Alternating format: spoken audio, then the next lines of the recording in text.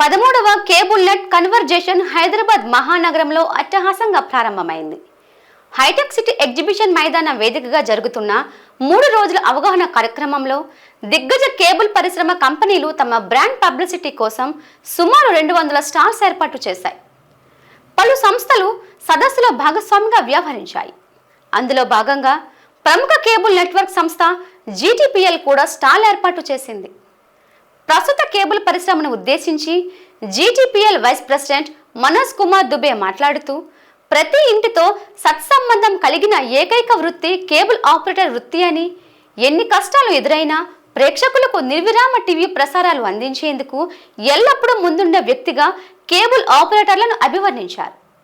అలాగే పరిశ్రమ అభివృద్ధి చెందుతున్న నేపథ్యంలో ఆపరేటర్లు కూడా సాంకేతికతను అందిపుచ్చుకోవాలని కోరారు. ముఖ్యంగా అందుబాటులో ఉన్న టెక్నాలజీని సద్వినియోగం చేసుకునేలా ప్రతి ఒక్క కేబుల్ ఆపరేటర్ ప్రవర్ధమానం చెందాలని, అప్పుడే కేబుల్ టీవీ పరిశ్రమ అభివృద్ధి పదంలో ముందుకు సాగుతుందని తెలిపారు.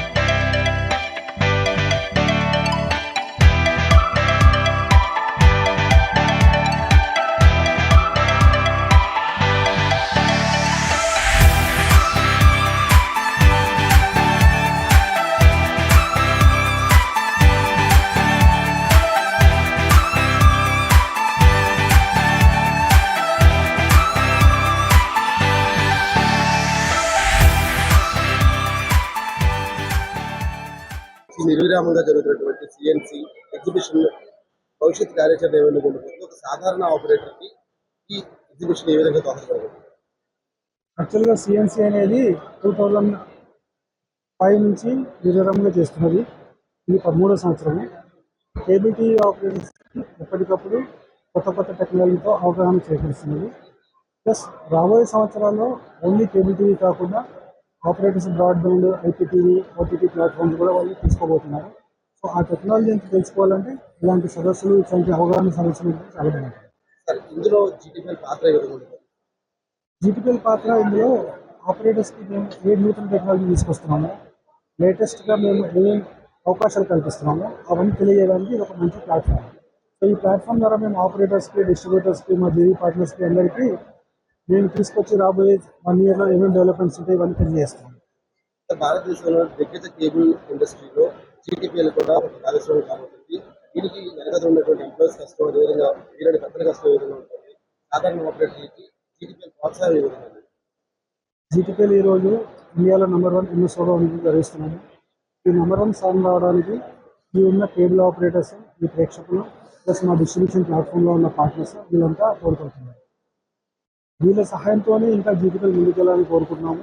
ప్లస్ వీళ్ళకు ఇంకా రెవెన్యూలో ఇంకా ఏ విధంగా వాళ్ళకు సర్వైవ్ చేయడానికి, వాళ్ళకి ఏ విధంగా పైకి తీసుకురావడానికి మేము ప్రయత్నిస్తున్నాము. టెక్నాలజీ పరంగా ఒక ఆపరేటర్కి మీరు ఇచ్చే సలహా సూచనలు? టెక్నాలజీ పరంగా ఈరోజు ఆపరేటర్స్ అంతా పాతకాలపు ఇంకా ఆర్ఎఫ్ కేబుల్తో ఉన్నారు. ప్రతి ఒక్కరు ఎఫ్టిటిహెచ్ చేసుకుంటే ఎఫ్టిటిహెచ్లో కేబుల్, బ్రాడ్బ్యాండ్, ఇంటర్నెట్ మూడు కలిపి ఒకటే కేబుల్తో ఇంట్లోకి వెళ్ళొచ్చు. అది ఇంతకుముందు చాలా పెద్ద పని అనిపించింది, చాలా చిన్న పని. అందరూ కలిసి ఒకే విధంగా ఒక ఊర్లో చేసుకోవచ్చు.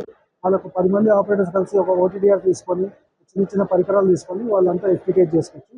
ఎఫ్టికేట్ చేసుకోకపోతే రాబోయే రోజుల్లో ఆపరేటర్స్ చాలా కష్టం.